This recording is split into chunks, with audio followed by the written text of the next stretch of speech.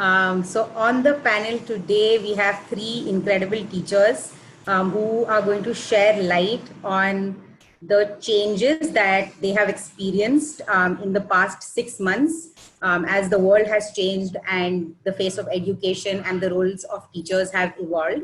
I'm going to quickly introduce all our panelists. On the panel, we have Amzad.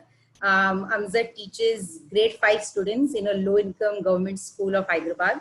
His philosophy of work is that the barriers are all within us. There is nothing in the world that we cannot do or cannot achieve if we operate with a growth mindset and work with a lot of dedication. He is very passionate about working with children and their parents as partners. Welcome to the panel, Amzad. On the panel, we also have Priyanka, who teaches grade 5 students in a low-income private school in Malbani, Mumbai. Priyanka strongly believes that inequity often begins at birth, and an excellent education is crucial to breaking the barriers created by it. She is passionate about working with teachers and helping them unlock their potential, and has trained teachers in both public and low-income private schools in their journey towards delivering an excellent education. Thank you for joining us today, Priyanka. And lastly, but not leastly, we have Saurabh, who is from a small town in Jamtara in Jharkhand. He got a chance to study in Bombay for 4 years from grade 3 to 6, changed his life completely. After college, he joined Cognizant, where he was actively part of outreach programs in Kerala. He believes that a good school environment can shape a child's future, and this motivated him to work with government schools and communities for over 4 years. He is currently teaching grade 10 in a low-income private school. So thank you, panelists, for joining us. In the audience, I'm sure there are teachers, principals, students, and educators who have seen the world and the face of education change very rapidly over the past 6 months. And on the panel, we hope this conversation will share some reflection and light over how our teachers have strived towards reaching all children in the work that they have been doing. So we are going to begin. The first question I have for the panel is that over the past 6 months, as you saw, the world has changed rapidly, so has education and obviously your role as teachers. Was there a moment or an instance where you realized that your role as a teacher has changed and evolved? Would love to hear some stories. Amzad, would love for you to get us started. Yes, thank you, Hafsa, for the wonderful opportunity. And I would just share one incident which I feel has really touched my heart and made me to think that my role has evolved. So in the third week of June, one of the parents called me saying that he is in depression as he is not able to pay rent of his flat. And the flat owner is every day coming and insulting him in front of the neighbors. So he said like, I want to commit suicide because I can't handle this pressure. And this was the incident I was facing first time in my life, that someone is calling me and saying, hey, look, I'm going to commit suicide. So anyhow, I made him feel cool, calm and relaxed, and made him realize how his life is very important for his family members, and told him, see, I'm also your family member. This is the tough time for us. Let's just handle it together. And then I raised some fund for him and finally paid his rent. Then after 1 week, he called me and said, hey bhaiya, can I come to your house? And I'm like, yes, sir, please come. So he came to my house, and then I made, a cup of tea for him and offered him ki, okay, let's have a cup of tea and discuss. Then he said, I have a business idea. And I said, what is that? And he's like, I want to cook homemade biryani and sell it in the crossroads of Hyderabad. And I was like, that's great, but how are we going to start it? And he's like, I need 20,000 rupees because I need to purchase, grocery items and rice and all stuff for 1 month. And then I asked him, were you indulge in this business before also? He said, no. Then I said, like, see, we don't have any experience. So let's try it for 2 days. And for 2 days, we just require 3,000 rupees.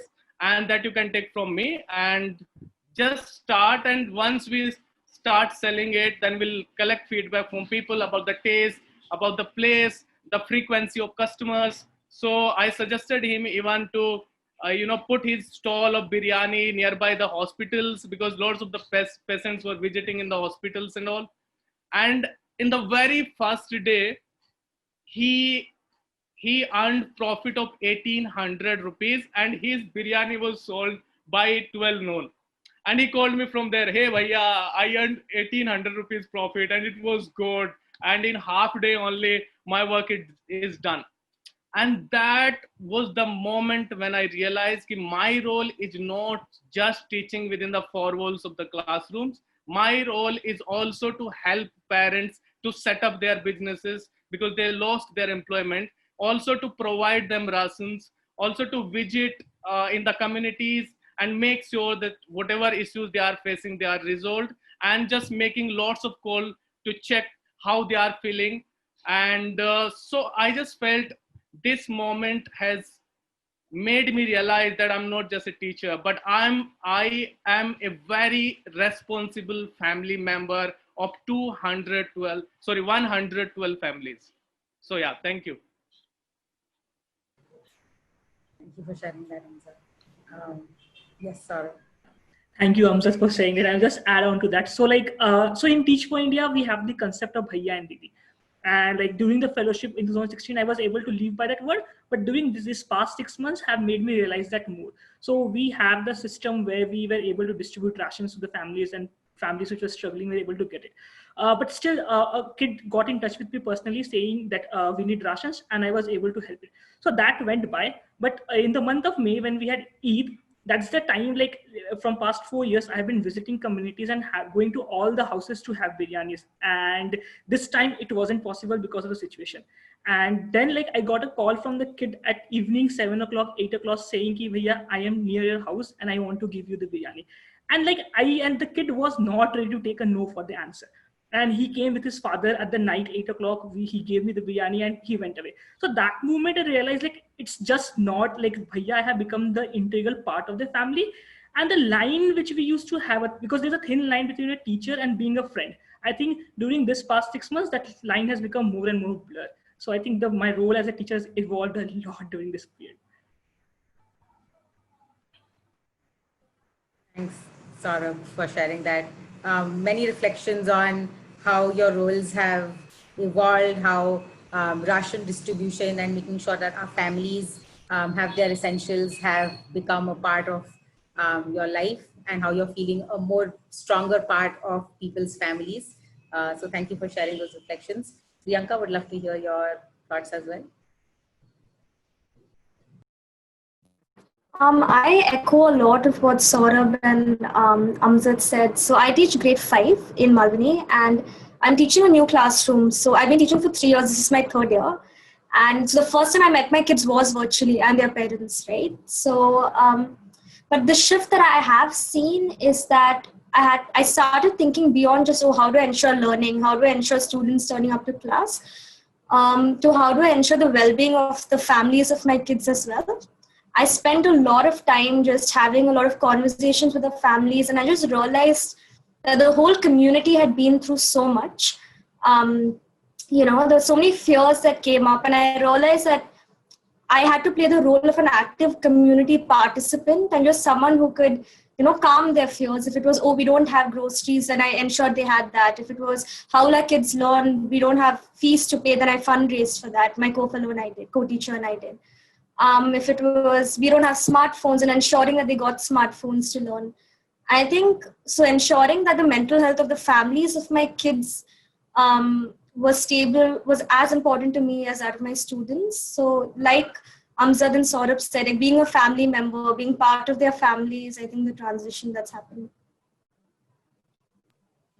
Thank you for sharing that, Priyanka, the importance of well-being. And that was always important, but this lockdown has put that in the forefront. So thank you for sharing those reflections. The next question I have for all of you is, as you were transitioning into the blended learning world, who were the key stakeholders and key people that you had to invest, and how did you go about doing that? And Saurabh, would love for you to get us started. Thank you, Hafsa. So like, I think for me, like since I was been working in this sector for past 4 years, one thing which I realized quickly was that the instruction which goes to the kids needs to be same throughout. So like the first person whom I invested, I would say the other person invested me was my co-fellow. So co-fellow is basically the co-teacher who teaches along with me in the class. So we both were aligned in each and everything. Whatever instruction that used to go to the kids, which always used to be exactly same. So there is no confusion in the kids' head. Secondly was the principal, because principal and the teachers plays a huge role, because again the school management decides what instruction needs to go to the kids, and our principal was also teaching one of the subject in our classroom. So investing her also in the classroom became of prime importance.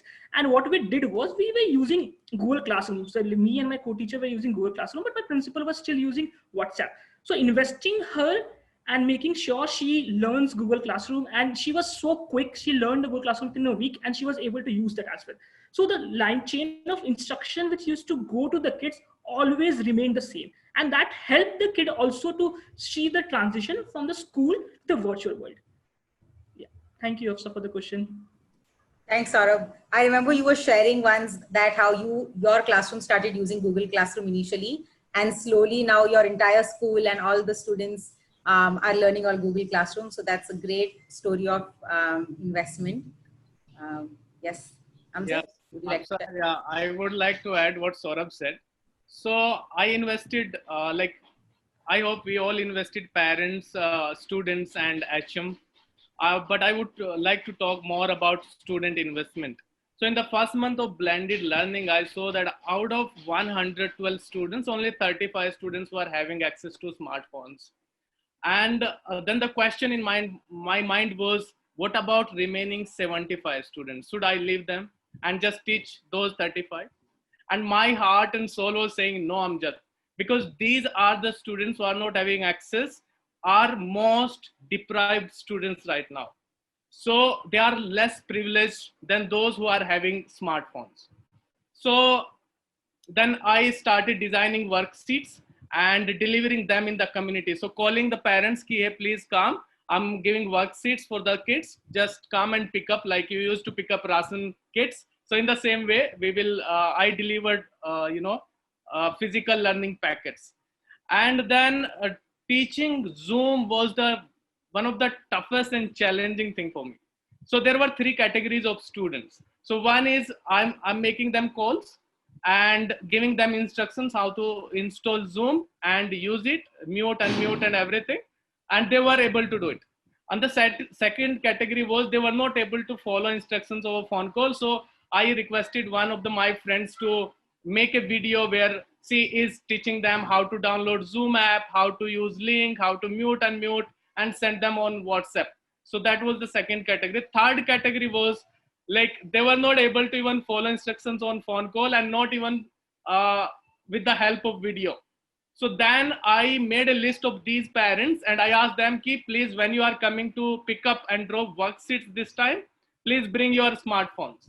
And then I brought them in the school and I took their phones and installed Zoom, and I kind of gave them, tutorial of how to use Zoom. And then these parents went back and then they taught how to use Zoom to their kids. So this was the very important thing which helped me in investing all the children. And the another one is HM. So I remember when I was struggling in getting in touch with all the students, there were kids I was not able to connect with them. So I called my HM saying, ma'am, there is a little problem and I need your support. She said, what? I said, ma'am, there are still 30, 40 students. I don't have contact numbers. Could you please hand over me the key of your office so I can go and search their contact numbers from, their admission forms. And then she was like, Amjad, this time will pass, just hold on. And then I'm like, ma'am, I'm not talking about teaching here. I'm talking, I don't know what kind of tough time they are facing. Do even they have food to eat? Are they sleeping hungry? Ma'am, that thought is disturbing me, that I can't see my kids sleeping hungry. So please give me key. And then she said, okay, you take key and find out the numbers. And then I went there and, took those files and just searched all the numbers and, got in touch with most of the students. And also when I was teaching my kids on Zoom, so Darbar and, starting class with the favorite song of the student, that kind of help in investing student. Yes. Thank you for sharing that. Amjad, I remember you were talking about your Zoom tutorial videos once, and you shared how some of your students, since they were elementary students, they couldn't understand how to use Zoom. So you asked one of your friends who knew Telugu to make a Telugu video so that your students and their parents could learn Zoom. So that's great. Like your dedication to reach all students was really, it came alive in that input. So thank you for sharing that story. Priyanka, would love to hear your thoughts as well. I think in my first month, I think the key people I invested were the parents of my students and volunteers that I'd gotten into my classroom. So first with parents, I realized that, so this classroom was empty for 2 months. There were no teachers in that classroom, so students hadn't been learning as much. And I realized that everyone from the school to the parents, it hadn't sunk in yet that this could be the foreseeable future. This could be how the rest of the year could go, right? It was still that, oh, holiday homework and holidays are continuing. And also there's a lot of fear in the community that, we don't have money, we don't know what's going to happen next. So is learning really a priority? So I realized that there had to be a lot of reassurance and communication from my end to parents. So I just sit down with them and be like, tell me what's going on. So what's going on in your mind? And they just say a lot of things, like I said, oh, there's fees and, groceries or smartphones. And so one by one, I would remove the excuses. Say, okay, you don't have groceries, so take it. You don't have fees, we've raised funds for you. You don't have smartphones, we've sent that. So what is exactly stopping you from allowing your kids to learn, right? If it was, oh, we're moving back to the village, I said, it's okay. You have a smartphone, sending one with you. Why not? If it was, oh, my kids are going to this relative's place in the village or whatever, then I'd get all the extended relatives' numbers so that I always knew where the kid was. So I could always have constant communication to know, how the kid was doing. I think when parents started seeing that I was not stopping at anything to ensure that the kid was learning, I think that's when parents realized that they also had to take accountability, and they could also, this year would just be as good as the last one if they worked with me. So I think that was something that was really strong. Yeah, thank you for sharing that, Priyanka. I remember a story that you were sharing about a student who moved, shifted to their uncle's house, and how you had, even the uncle's number so that you could call and get in touch with the student and make sure that they were learning. So again, the approach of all children and ensuring that all of our children are learning and are thriving is so evident in the work that you have done. The next question that I have for all of you is, in terms of leadership, we see our roles as teachers who are leaders in our classrooms, and we do everything that we can so that we reach all children. Were there any instances of others' leadership that you leveraged? It can be a student, a parent, an HM. Whose leadership do you think you were able to leverage and take advantage of to reach all children? Okay, I would like to go. So I leverage the leadership of students, parents, and HM, all of three of them. So let's talk about student first. I prepared a slide. So there were already students who were learning on Zoom. So I prepared a slide with the names of the students who were not reachable. And I told my students who were on Zoom, hey, look, these are our classmates and friends. I'm not able to contact them. Can you spread the word in the community and pass this information that Bhaiya is teaching, and please contact Bhaiya. And you won't believe, within 1 week, I could get in touch with 20 students. So that was the biggest thing. And here I leveraged the leadership of students. Even yesterday I was teaching, and there was one of the students, he was not able to use chat box. So he asked me, Bhaiya, how to do this? And then I said, okay, you stay back after class, I'll teach you. And then one of the girls, she said, Bhaiya, he's not able to understand in English. Let me explain him in Telugu.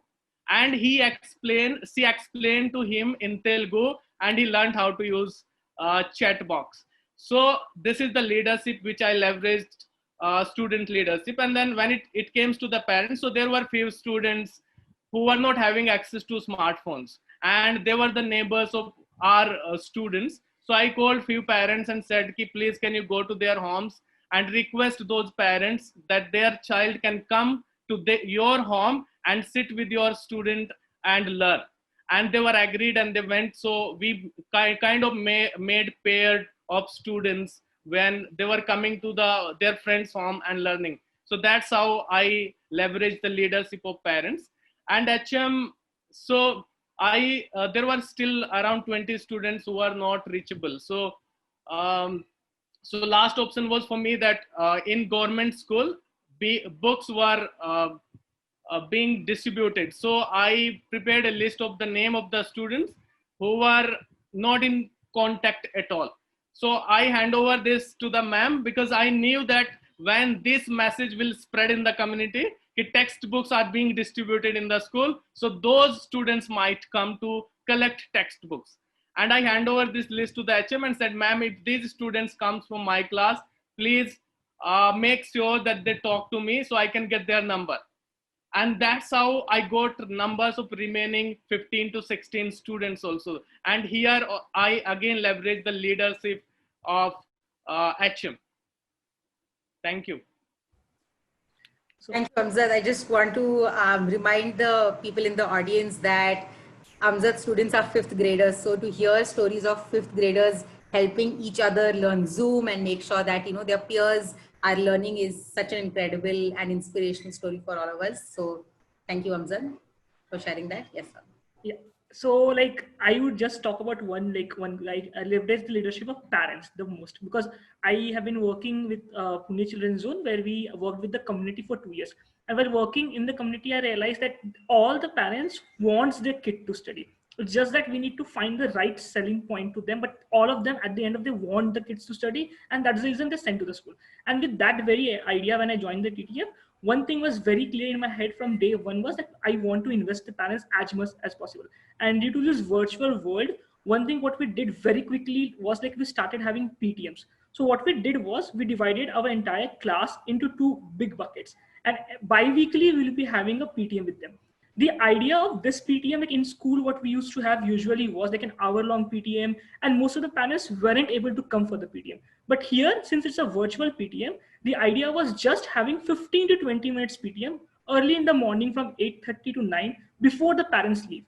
And the PTM was in 2 parts. The first part is the class update, like what's happening in the class, how many classes have happened, what tests are going on. And the second part was a key skill, something which they learn out of it, because that will really motivate them to come for the PTM in the next class. So what we did in that was, in one of the PTM, we taught the parents to use the Google Classroom. In one of the PTM, we asked the parents to share things with their kids. Like we asked the parents to share 3 things that your kid is doing well, 1 thing which you want the kid to do better. And same thing we ask the kids to share to the parents at that moment, because what happens during this time is like we aren't talking to our kids that much. And that really left the parents with a very beautiful feeling. And that again motivated them to come for the PTM again. So we could see increase in the attendance of the PTM, the parents' participation, and plus the parents' support. So that is one major thing which I utilized through the past 6 months. Thank you, Saurabh. Your work with your parents and especially your parent-teacher meetings have been an incredible source to study and learn from. I remember one incident about how some of your students weren't able to study at home, you know, because the realities our students come from, you know, there wasn't enough space, or the house was too noisy. And that was a concern that some of your students had, and how in a parent-teacher meeting, this is something everybody addressed, and the parents and students and the teachers together came up with solutions. So your work with parents as partners has been incredible to witness. So thank you for sharing these stories. The next question that I have for all of you is, and Priyanka hopefully will be joining us soon. She's having a bit of an internet issue. But the next question I have for both of you is, the transition to blended learning, I'm sure, wasn't easy and it wasn't quick. So was there a moment that was a turning point that made you realize or really shifted the way that you were working that helped you reach all children? Like I can go with this because I remember very well. So in our Pune city team, like I remember having a conference where like founder of iTeach, Soumya Jain, he was presenting his work and he spoke about how like they have started with the online virtual teaching since the month of April, and they have been using Google Classroom with the students. And at that, after the post session, I discussed with my co-fellow and I told her that, see, this is not going to happen in our scenario. It's very different in IT school because they provide mobiles, the kids are like, they are able to understand, but it's not possible in our school. And I was like, nahi ho payega. But then she told me, okay, let's give it a try. Like, dekhte hain hota hai ki nahi hota hai. And with that thing, we started, and we didn't realize within a week, the kids were able to master it. And as Amjad believes and says, like, barrier is within us, and that day I realized, yes, the barrier was within us. Like, I was thinking basically that the kids will not be able to learn new technology, or the kids will not be able to shift. But what kids showed us, like, I think like kids have the maximum potential to learn something new, and this is the time when we utilize that potential. And not only did we did this thing, as Hafsa said before, like we in our entire school currently is using Google Classroom, and even a fourth grader, even a fifth grader, even a sixth grader is using a Google Classroom. So that was a very big turning point for me to just realize that we have to maximize the potential what the students have. Yes, I just want to add to Saurabh's point. So when I started with virtual pilot project in Hyderabad in the first week of June, and I reached out to students saying, install Zoom and all. So in my mind, I was having this, that students would be able to do it because they are element kids. And it somehow made me feel after when these students installed and they said, Bhaiya, send link, we are ready and all. And I was like, Amjad, you are wrong. So those biases which are within us, I think are the most important thing that we should just decide that, yes, we are going to do it. So even the turning point in my journey was when I decided not to let any child or parents sleep hungry, and not to leave those students behind who are not having access to smartphone. So my own, mindset, my commitment, passion, and dedication for all children was the, I think, turning point. So when I just decided that I'm going to do it, no matter what, I will have an interaction with so many people, experienced people. I will take lots of advice and guidance, but no matter what, I'm going to do it. And that was the turning point when I kind of accepted that, yes, I can do it. Thank you for sharing that, Saurabh and Amjad. Similar reflections of the turning point being your own shift in your own mindset and the shift in your belief about what is possible. Priyanka, great to have you again. We were just talking about turning points in our journey.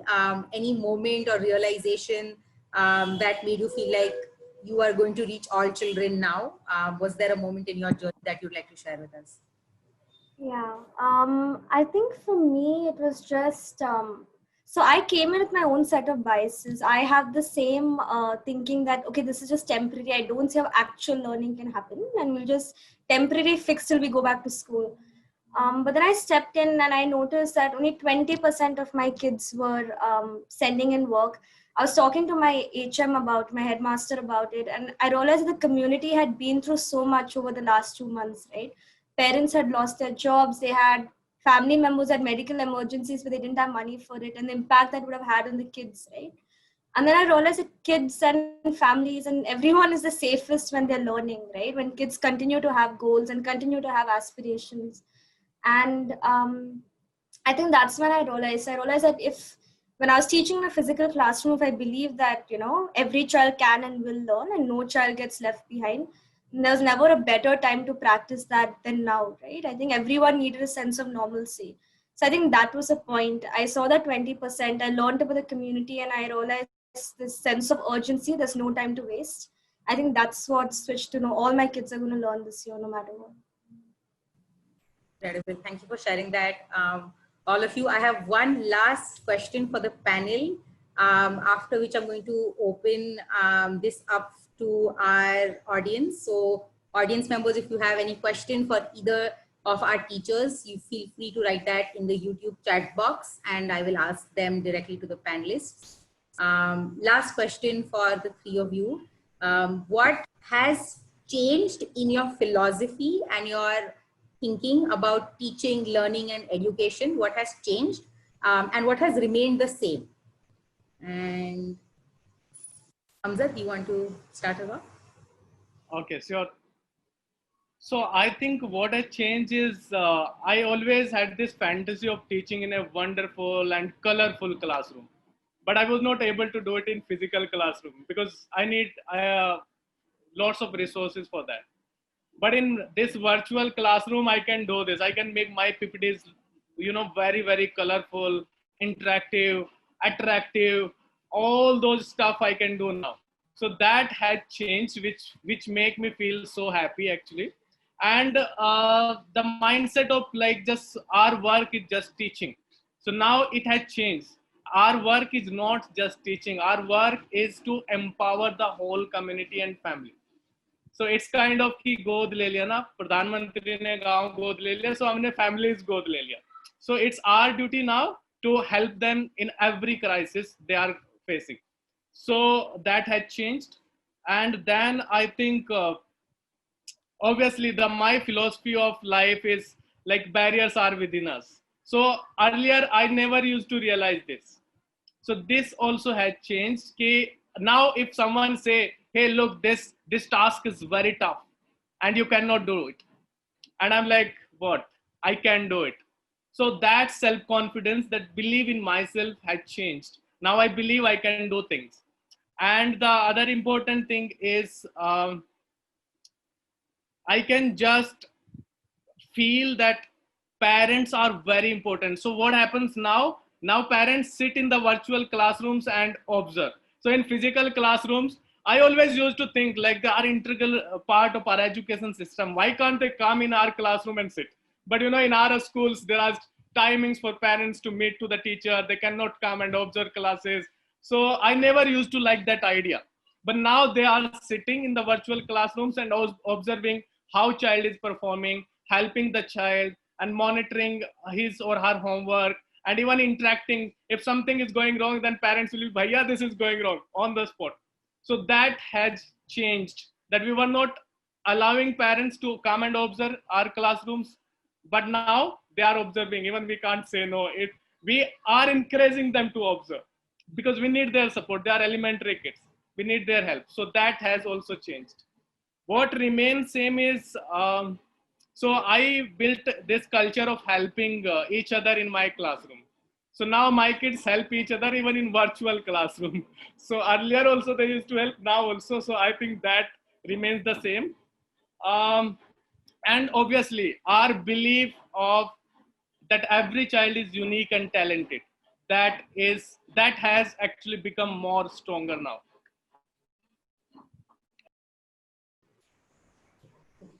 Yeah. Thank you, Amjad, for sharing that. Like for me, like one thing which has remained same, I would talk about that. So I always believed in the concept of peer learning.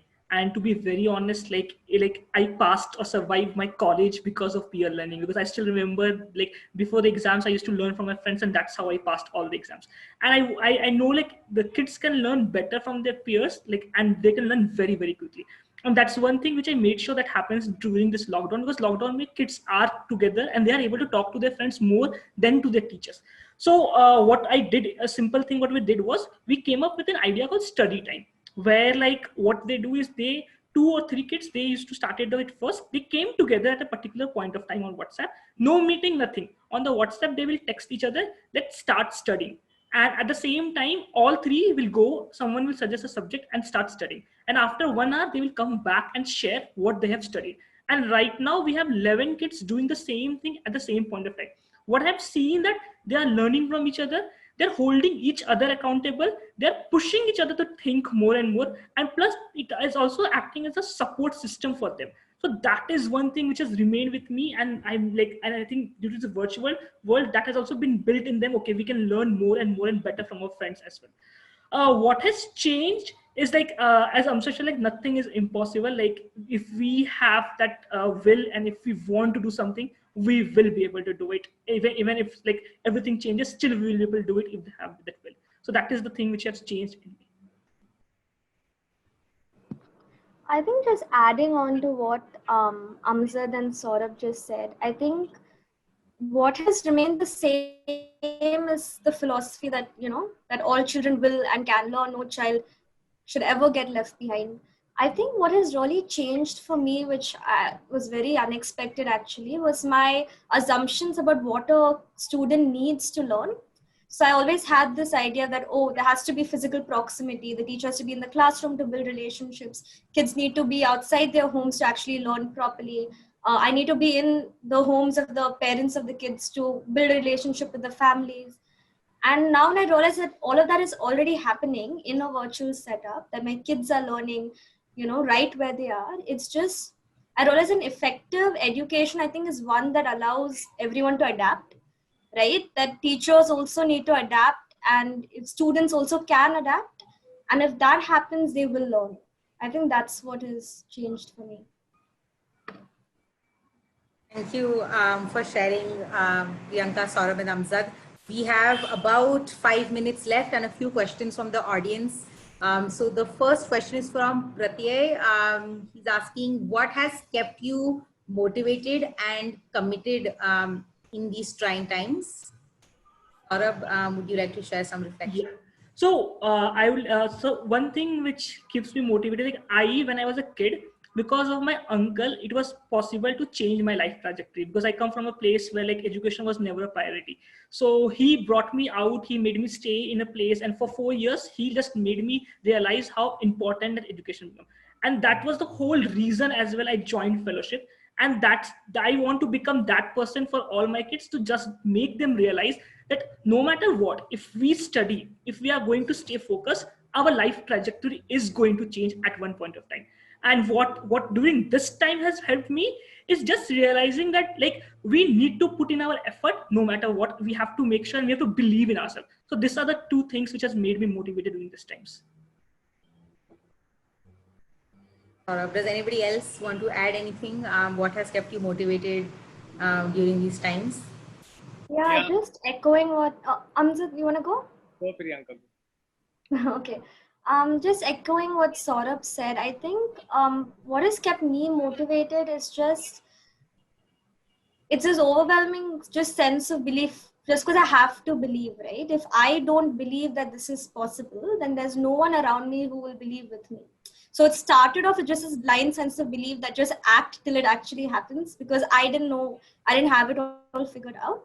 But I think that just that believing that like even Amjad said earlier, that barriers are just in our minds. So anytime something feels overwhelming, I just reach out to those around me, problem solve. Every problem can be solved. And I think when everyone sees that happening, I think they believe with you. So I think that has kept me motivated.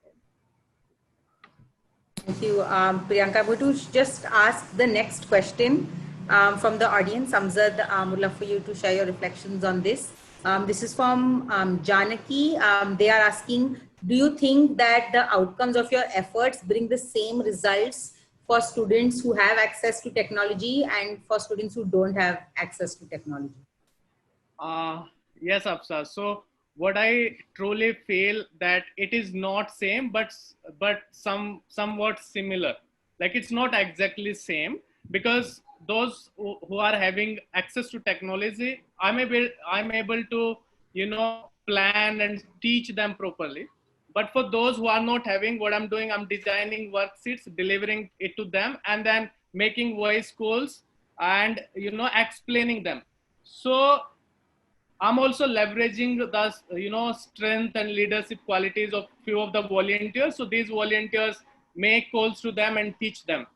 But the outcome, we conducted a, you know, a BOY assessment, and it shows that those who are having high access to high technology, their outcome are slightly higher to those who are not having.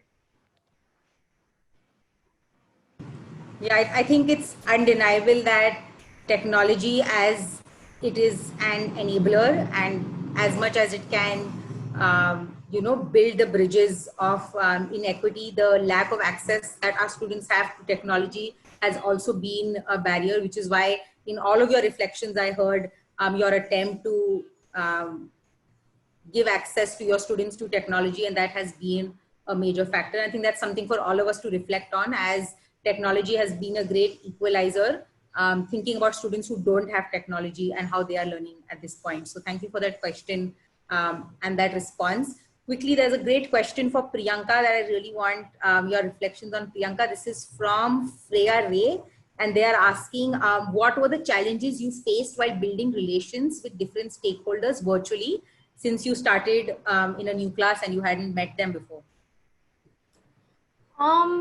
Yeah, a lot of challenges actually. So I was new there, right? So, and we know that the fellowship or just teaching is more successful when you have a strong relationship.